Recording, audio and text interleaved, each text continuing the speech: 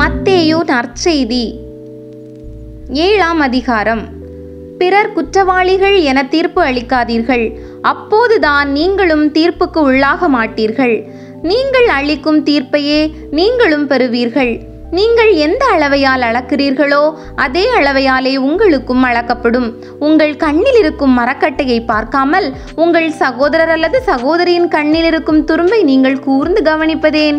அல்லது அவரிடம் உங்கள் கண்ணிலிருந்து துரும்பை எடுக்கட்டுமா என்று எப்படி கேட்கலாம்? இதோ உங்கள் கண்ணில்தான் மரக்கட்டை இருக்கிறதே.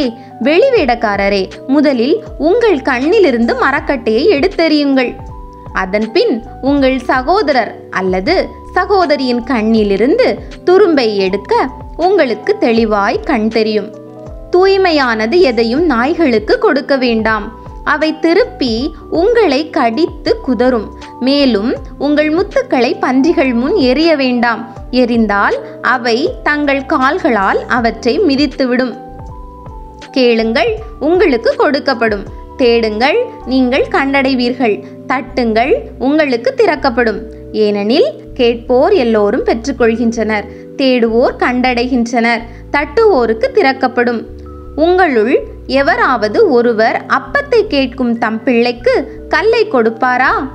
அல்லது பிள்ளை மீன் கேட்டால் பாம்பை கொடுப்பாரா? தீயோர்களாகிய நீங்களே உங்கள் பிள்ளைகளுக்கு நற்கொடைகள் அளிக்க அறிந்திருக்கிறீர்கள்.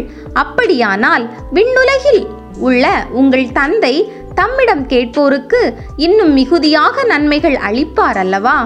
ஆகையால் பிறர் உங்களுக்கு செய்ய வேண்டும் என விரும்புவவற்றை எல்லாம் நீங்களும் அவர்களுக்கு செய்யுங்கள். இறை வாக்குகளும் திருச்சட்டமும் கூறுவது இதுவே. இடுக்கமான வாயிலின் வழியே நுழையுங்கள், ஏனெனில் அழிவுக்கு செல்லும் வாயில் அகன்றது, வழியும் விரிவானது, அதன் வழியே செல்வோர் பலர்.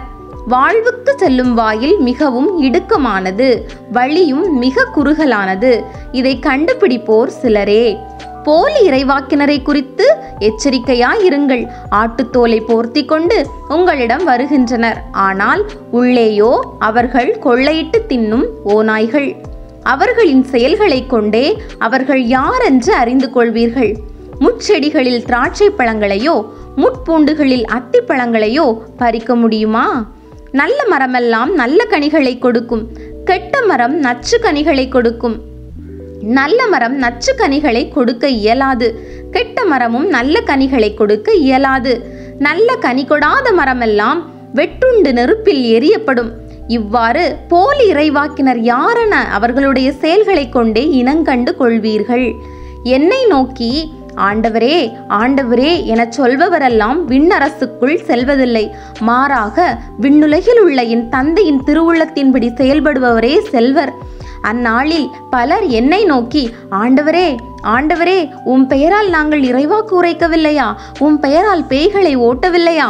உம் பெயரால் வல்ல செயல்கள் பல செய்யவில்லையா என்பதற்கு நான் அவர்களிடம் எனக்கு தெரியாது, நெறிக்கேடாக செயல்படுவோரே, என்னை விட்டு அகன்று போங்கள் என வெளிப்படையாக அறிவிப்பேன். ஆகவே நான் சொல்லும் இவ்வார்த்தைகளை கேட்டு இவற்றின்படி செயல்படுகிற எவரும் பாறை மீது தம் வீட்டை கட்டிய அறிவாளிக்கு ஒப்பாவர். மழை பெய்தது, ஆறு பெருக்கெடுத்தது, பெருங்காற்று வீசியது, அவை அவ்வீட்டின் மேல் மோதியும் அது விழவில்லை, ஏனெனில் பாறையின் மீது அதன் அடித்தளம் இடப்பட்டிருந்தது. நான் சொல்லும் இந்த வார்த்தைகளை கேட்டு இவற்றின்படி செயல்படாத எவரும் மணல் மீது தம் வீட்டை கட்டிய அறிவிலிக்கு ஒப்பாவர். மழை பெய்தது, ஆறு பெருக்கெடுத்து ஓடியது, பெருங்காற்று வீசியது, அவை அவ்வீட்டை தாக்க அது விழுந்தது, இவ்வாறு பேரழிவு நேர்ந்தது. இயேசு இவ்வாறு உரையாற்றி முடித்தபோது அவரது போதனையை கேட்ட மக்கள் கூட்டத்தினர் வியப்பில் ஆழ்ந்தனர்.